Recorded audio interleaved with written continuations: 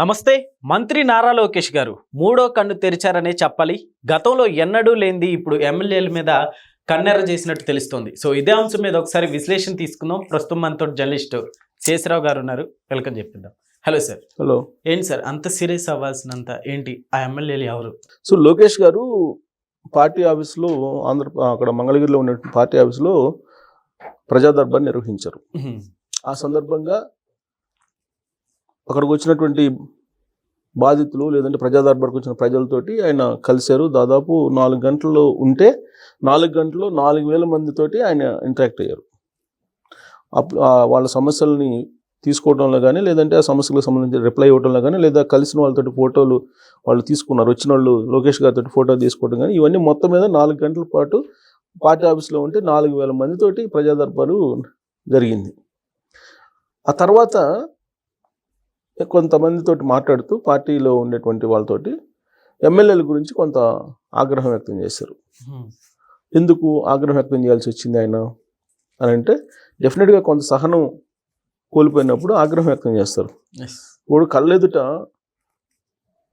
తెలుగుదేశం పార్టీలో అంతర్గతంగా ఏం జరుగుతుంది అనేది కనిపించినప్పుడు ఖచ్చితంగా ఆగ్రహం వ్యక్తం చేస్తారు కదా, వ్యక్తం చేయకుండా అయితే ఉంటారు కదా.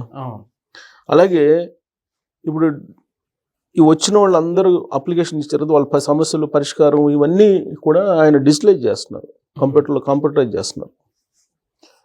సో వాళ్ళ సమస్యలు పరిష్కరించడంతో పాటు పార్టీలో అంతర్గతంగా ఉండేటువంటి ఇష్యూస్ని ఆయన ఒకసారి సమీక్ష చేశారు. ఓకే.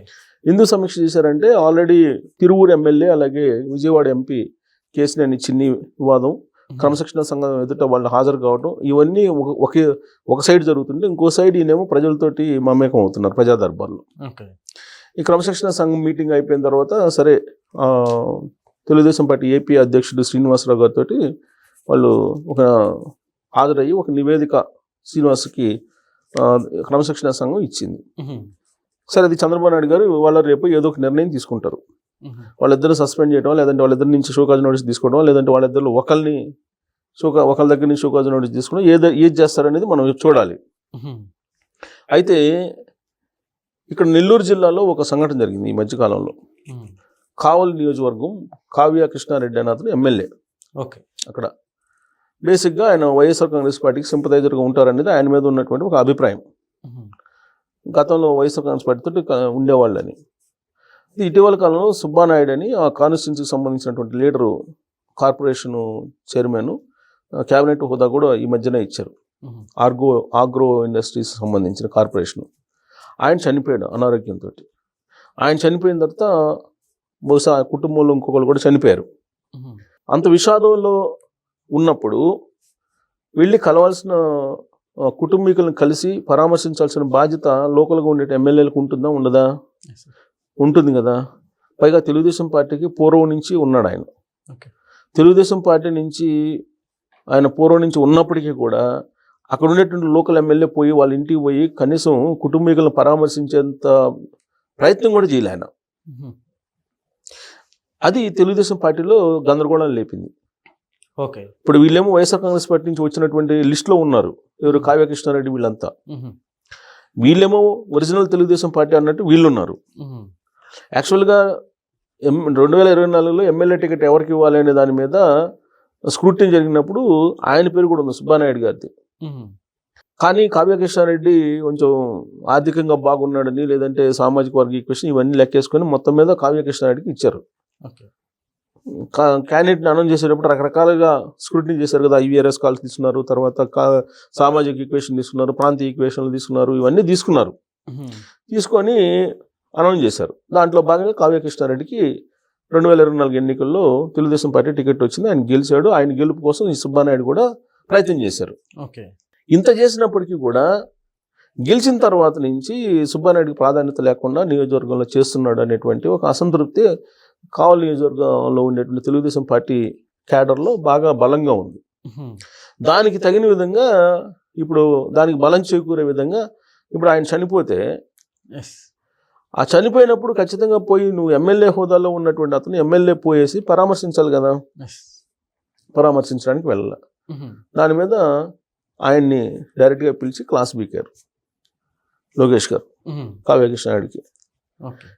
ఆయన క్లాస్ బీకటంతో పాటు అసలు ఆంధ్రప్రదేశ్లో ఉండేటువంటి ఎమ్మెల్యేలు, తెలుగుదేశం పార్టీ ఎమ్మెల్యేలు వాళ్ళు వాళ్ళ విధులు నిర్వహిస్తున్నారా లేదా అనే దాని మీద కూడా ఓవరాల్గా కొన్ని సంకేతాలు ఇచ్చాడు ఆయన. ఇస్తూ మార్చుకోవాలి అనే యాంగిల్లో చెప్పారు. ఎందుకు చెప్పారు, ఎందుకు చెప్పాల్సి వచ్చింది వాళ్ళకి? సార్ అయితే గతంలో కూడా చాలా సార్లు ఇట్లానే చెప్తున్నట్లుగా తెలిసింది. అసలు వీళ్ళ మీద యాక్షన్ తీసుకుంటే బెటర్ అంటారా? యాక్షన్ అంటే వాళ్ళు ప్రజల నుంచి ఎన్నుకోబడినటువంటి ప్రజాప్రతినిధులు. పార్టీ అధినేత, పార్టీ అధిష్టానం చెప్పింది వాళ్ళు వినాలి. సస్పెండ్ చేయడానికి లేదంటే వాళ్ళని పార్టీ నుంచి సస్పెండ్ చేయొచ్చు, కానీ ఎమ్మెల్యే పదవిని అయితే తీసేయలేరు కదా. కాకపోతే వాళ్ళని చిన్నపిల్లలు కాదు, ప్రజల నుంచి ఎన్నుకోబట్టి కొన్ని లక్షల మంది ప్రజల నుంచి ఎన్నుకోబడినటువంటి ఎమ్మెల్యేలు. వాళ్ళని వీళ్ళంత వరకు మార్చుకునేటువంటి ప్రయత్నం చేస్తారు ఏ పార్టీ అయినా కానీ. మరీ రోడ్డును పడేసి పార్టీకి నష్టం కలిగించేటువంటి విధంగా చేస్తే తప్ప, లేదంటే వాళ్ళని కొంచెం ఎలాగైనా సరే కొంత వాళ్ళ పనితీరులో మెరుగుపరిచేటువంటి ప్రయత్నం చేస్తూ ఉంటారు. పైగా ఇప్పుడు 70 మంది ఎమ్మెల్యేలకు కొత్త వాళ్ళకి ఇచ్చారు 2024లో. వాళ్ళు ఎమ్మెల్యే పదవి అని అంటే అదేదో పెద్ద కిరీటం అనుకుంటున్నారు, వజ్రాల కిరీటం లాగా భావిస్తున్నారు. అందుకే చంద్రబాబు నాయుడు గారు అనేక సందర్భాల్లో చెప్పారు, ఈ పదవి అనేది ప్రజాసేవ కోసం అంతే తప్ప ప్రజల మీద పెత్తనం చేయడం కోసం వచ్చినటువంటి పదవి కాదు అని చెప్పి చెప్తున్నారు ఆయన. మనం ప్రజాసేవకులు అనేటువంటి విషయం కూడా చెప్తున్నారు. అందుకే ఇప్పుడు లోకేష్ గారు కానీ చంద్రబాబు నాయుడు గారు కానీ మీరు ప్రజల్లోకి వెళ్ళినప్పుడు వాళ్ళు సేవాభావం, వాళ్ళ చిత్తశుద్ధి అనేది కనిపిస్తుంది. ఇప్పుడు లోకేష్ గారు 4 గంటలలో 44,000 మందిని ఇంటరాక్ట్ ఎందుకు అయ్యారు చెప్పారు.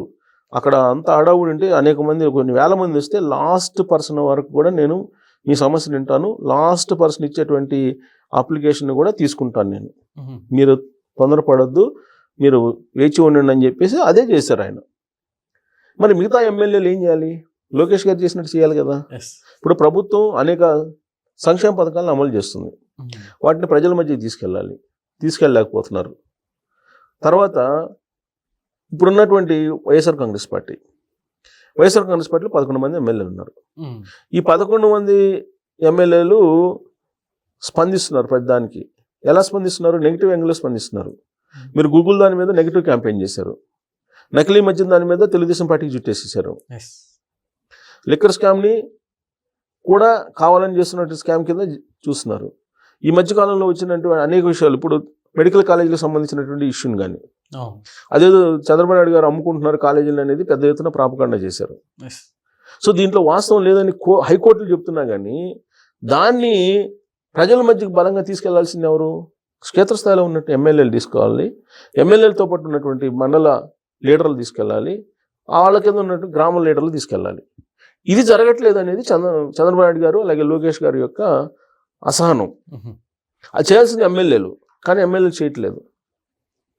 ప్రభుత్వం చేసేటువంటి కార్యక్రమాలని ప్రజలకు తెలియజేయటానికి వాళ్ళు ముందుండాలి, కానీ వాళ్ళు ఈవెన్ బస్సు ప్రమాదం జరిగింది కర్నూలులో, ఈ కావేరి బస్సు ప్రమాదం జరిగినప్పుడు ఆ బస్సు ప్రమాదాన్ని కూడా తెలుగుదేశం పార్టీ కుట్ర అని చెప్పి యాంగిల్లో వాళ్ళు ఫోకస్ చేశారు. ఇది వైఎస్ఆర్ కాంగ్రెస్ పార్టీ ప్రతిపక్షంలో ఉన్నటువంటి వాళ్ళు. మరి దాన్ని కూడా తిప్పికొట్టలేనటువంటి పరిస్థితుల్లో ఎమ్మెల్యేలు ఉన్నారని అంటే మరి ఆగ్రహం వ్యక్తం చేయక ఏం చేస్తారు లోకేష్ గారు? ఇది ఒక పార్ట్. ఇక ఈ మధ్యకాలంలో జగన్మోహన్ రెడ్డి ఏమన్నారు, డిజిటల్ బుక్ అని ఒకటి ఓపెన్ చేశారు. ఆ డిజిటల్ బుక్లో కంప్లైంట్స్ చేయండి మీరు, తెలుగుదేశం పార్టీ వాళ్ళు లేదంటే అధికారులు మీ మీద కనుక ఏదైనా సీరియస్ యాక్షన్ తీసుకుంటే కంప్లైంట్ చేయండి, రిజిస్టర్ చేసి పెడతాను, మనం అధికారంలోకి వస్తాం, వచ్చిన తర్వాత వీళ్ళ మీద చర్యలు తీసుకుంటాం, వీళ్ళని సప్త సముద్రాల అవతలన్నా తీసుకొద్దాం, నిలబెడతాం, పొడుద్దాం అని చెప్పి చెబుతున్నారు వాళ్ళు. మరి అలా ఆఫీసర్స్ కూడా, అధికారులు కూడా భయపడుతున్నారు. ఏదన్నా ఒక నిర్ణయం తీసుకోవాలని అంటే భయపడుతున్నట్టున్నారు వాళ్ళు కూడా. ఇండస్ట్రీస్టులు కూడా 1-4 సార్లు అడుగుతున్నారు, మళ్ళీ జగన్ వస్తాడా రాడా అనేది అడుగుతున్నారు, మళ్ళీ జగన్ రాడని మీరు రాసిస్తారా, ఇలాంటివి అడుగుతున్నారు వాళ్ళు. అందుకే లోకేష్ గారు ఇప్పుడు డిజిటల్ బుక్కి పోటీగా రెడ్ డిజిటల్ ఒకటి ఓపెన్ చేశారు. రెడ్ డిజిటల్ ఒకటి తయారు చేసి మీరు రెడ్ డిజిటల్లో మీరు కంప్లైంట్స్ అన్నీ కూడా మీరు చేయండి, మీరు ఎక్కడెక్కడ ఇబ్బందులు ఉన్నాయో అవన్నీ చేస్తే నేను పరిష్కరిస్తాను ప్రజా దర్బార్ కన్నా కూడా అని చెప్పి కంప్యూటరైజ్ చేసేస్తున్నాను. సరే, ప్రతిపక్ష హోదా లేకపోవడం వల్ల ఇట్లా ఎమ్మెల్యేలు కేర్లెస్గా ఉన్నారంటే ఏమంటారు?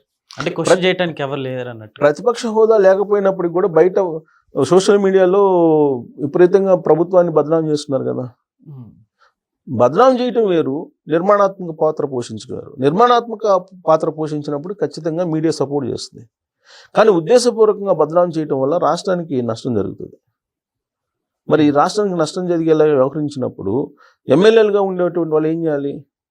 ఖచ్చితంగా వాళ్ళకి కౌంటర్ ఇవ్వాలి కదా, ఇవ్వలేకపోతున్నారు అనేది ఆయన ఆవేదన. అందుకే రెడ్ డిజిటల్ అనేది ఒకటి తయారు చేస్తున్నారు, కంప్యూటరైజ్ చేసేసి మొత్తం సమస్యలన్నింటినీ ఎక్కడెక్కడ వైఎస్ఆర్ కాంగ్రెస్ పార్టీ వాళ్ళ అరాచకాలు ఉన్నాయి, అసలు ఎక్కడెక్కడ ఏం చేస్తున్నారు అనే దాన్ని ఒక డిజిటల్ బుక్ ఏదైతే జగన్మోహన్ రెడ్డి పెట్టారో ఇక్కడ కూడా రెడ్ డిజిటల్ అని ఒకటి పెట్టి ఈ గంజాయి అమ్మేవాళ్ళు, డ్రగ్స్ స్మగ్లింగ్ చేసేవాళ్ళు, లేదా నకిలీ మద్యం అమ్మేవాళ్ళు, వాళ్ళకి సంబంధించిన వివరాలు వీటన్నిటిని కనుక పెడితే ఎక్కడికెక్కడ స్క్రూటినీ చేసి ఇంటెలిజెన్స్ని అలర్ట్ చేసి పోలీసులను అలర్ట్ చేసి మొత్తం సెటరేట్ చేయాలి అనేటువంటి యాంగిల్లో ఇప్పుడు ఉన్నారు. అందుకే డీజీపీ కూడా చెప్పారు కదా, 3 నెలల డెడ్ లైన్ పెట్టారు. 3 నెలల్లో మొత్తం ఈ ఎవరైతే ఉన్నారో సోషల్ మీడియాలో అనవసరమైన పోస్టులు పెట్టేవాళ్ళు, విద్వేషాలు రెచ్చగొట్టారు, వాళ్ళందరినీ ఐడెంటిఫై చేస్తున్నాం అని చెప్పారు. సో కాబట్టి రెడ్ డిజిటల్ రాబోయే రోజుల్లో ఎఫెక్టివ్గా వచ్చే అవకాశం ఉంది రాబోయే రోజుల్లో. Okay sir, thank you.